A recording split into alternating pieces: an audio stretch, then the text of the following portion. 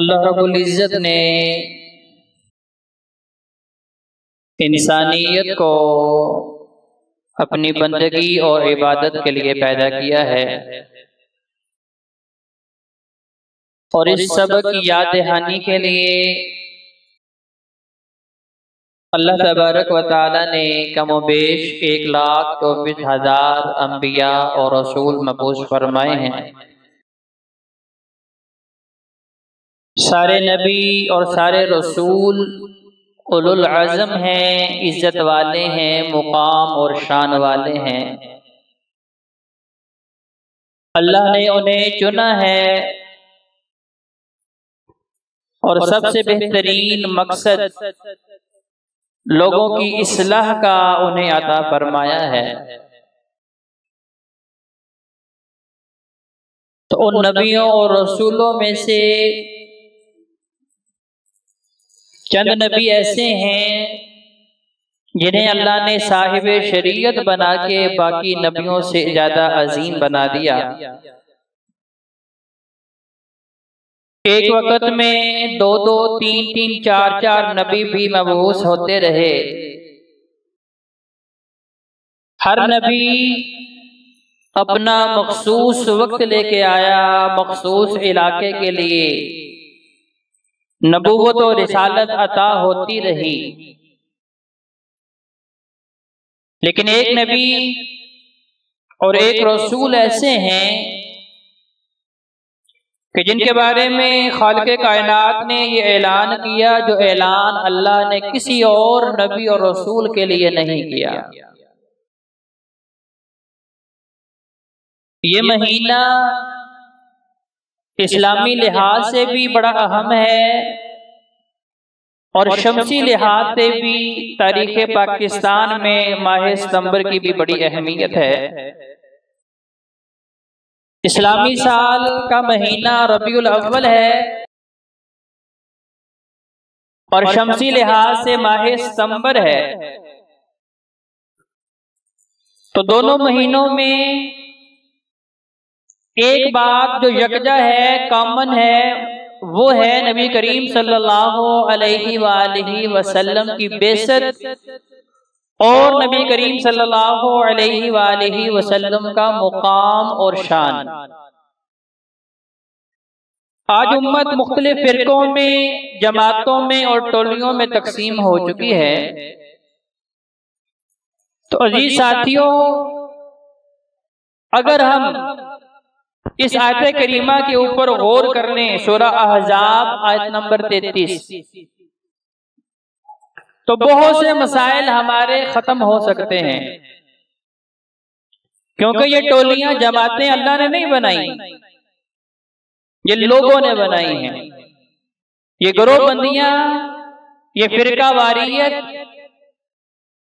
अपनी अपनी दौड़, खुद को मुसलमान और दूसरों को काफिर कहने की बातें अल्लाह ने नहीं कही। किस इंसान में कितना ईमान है भाइयों, मेरे और आपके पास कोई पैरामीटर नहीं, कोई थर्मामीटर नहीं है कि हम लगा के देखें कि इस बंदे के अंदर कितना ईमान है। किसी बंदे को जन्नती या जहन्नमी कहने का इख्तियार मेरे या आपके पास नहीं है।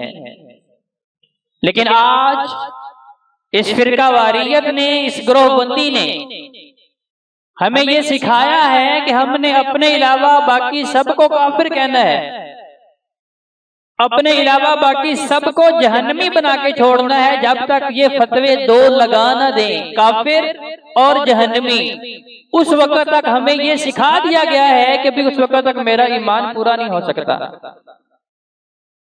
भाइयों, अगर ऐसी बात होती तो मुनाफिकीन मदीना के नाम अल्लाह ने अपने महबूब को बताए, आका अलैहिस्सलाम ने सहाबा को लिखाया और कहा किसी को बताना नहीं। मतलब क्या है कि ये ईमान का मामला अल्लाह के साथ है। ज्यादा तो हम ईमान बढ़ता भी है, ईमान कम भी होता है। मुमकिन है कि कोई इंसान आज काफिर है, आज मुनाफिक है, कल को वो तौबा कर ले, तो उसका मामला तो अल्लाह के साथ है।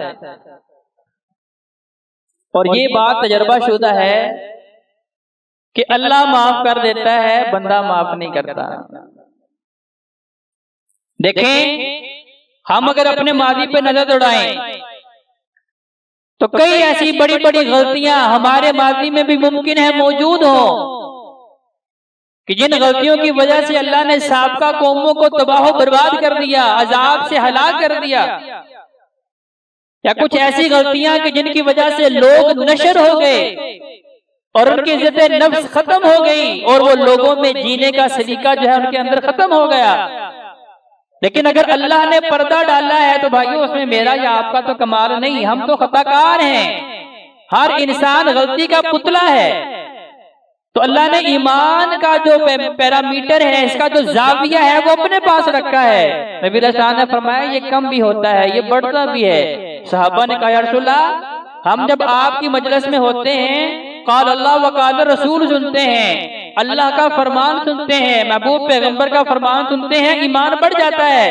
लेकिन जब आपकी मजलिस से उठ के जाते हैं, दुनिया के कामों में मशगूल हो जाते हैं, अपने बीवी बच्चों में मसरूफ होते हैं, उस वक्त तक ईमान का लेवल वो नहीं रहता। तो नबी अलैहिस्सलाम ने फरमाया यही तो ईमान है कि जो कम भी होता है ज्यादा भी होता है। कहा यह सिर्फ फरिश्तों के अंदर है कि उनका ईमान कम नहीं होता, क्योंकि उन्हें शैतान बहकाता नहीं है।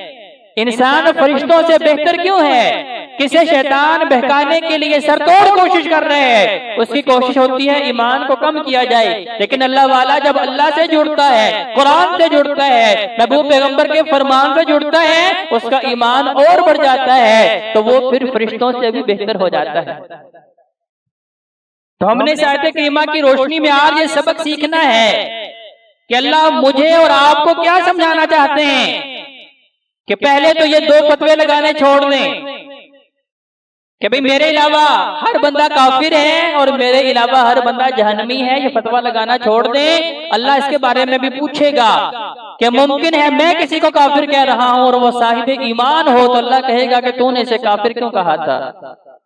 तो अल्लाह की बारगाह में भाइयों मेरे पास क्या जवाब होगा कि मेरी मस्जिद के कारी साहब ने कहा था, मेरे हम ख्याल मुल्ला साहब ने कहा था, अल्लामा साहब ने कहा था। भाइयों नहीं, मुझे फिक्र करनी है बस अपने ईमान की। मुझे अपने गिरबान में झांक के देखना है कि मेरे दिल में कितना ईमान है। क्या मेरे अमाल ऐसे हैं जो अल्लाह की रहमत से मुझे जहन्नम से बचा के जन्नत का वारिस बना सकते हैं? आज मुझे अपने अलावा बाकी सब की फिक्र है, नहीं फिक्र है तो अपनी फिक्र नहीं है। इसीलिए आज गिरोहबंदियां बढ़ रही हैं, ईमान जो है वो दफन होता जा रहा है, कम होता जा रहा है। तो अल्लाह का कुरान सूरह अहज़ाब आयत नंबर 33 अल्लाह क्या फरमा रहे हैं? बस कुरानी आयात और हदीस आपके सामने बयान करूंगा, फैसला आपने करना है कि अल्लाह का हाकिमीन ने अपने महबूब की शान को किस हद तक बयान किया, उसका लेवल क्या रखा है।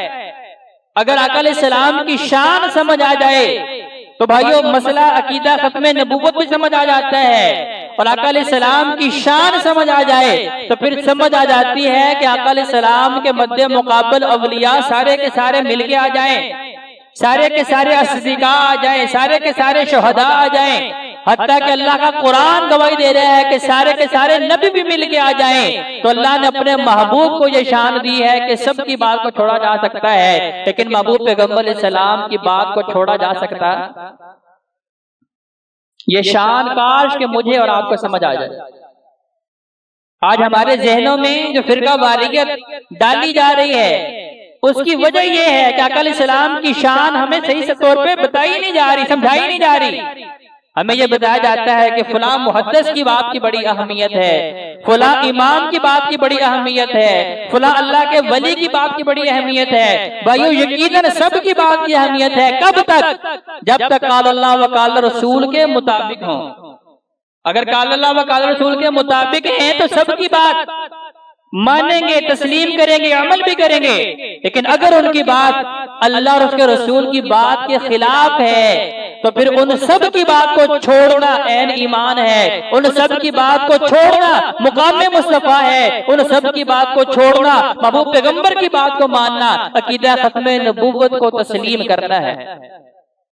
जब मैंने और आपने ये इकरार कर लिया अशहदु अल्ला इलाहा इल्लल्लाह कि अल्लाह तेरे अलावा मैं किसी को माबूद नहीं मानने वाला, तो अल्लाह को मानने के साथ साथ अगर मैं अल्लाह से भी मददें मांग रहा हूँ, इसका मतलब यह है कि भाइयों मैं इस अकीदे के ऊपर पक्का नहीं हूँ कि अल्लाह मैं तुझे रब मान रहा हूँ, अल्लाह तुझे मुश्किल कुशा हाजत रवा माना हो। इसी कलमे का अगला हिस्सा वो अशहदु अन्ना मुहम्मद रसूलुल्लाह, अल्लाह मैं गवाही देता हूँ कि मोहम्मद तेरा बंदा है और आखिरी नबी और रसूल है। ये गवाही दे रहे हैं कि अल्लाह के आखिरी नबी और रसूल हैं। अगर इस गवाही के ऊपर हम खड़े हैं, इसका मतलब ये है कि हमने बात किसकी माननी है? मोहम्मद रसूलुल्लाह सल्लल्लाहु अलैहि वसल्लम की।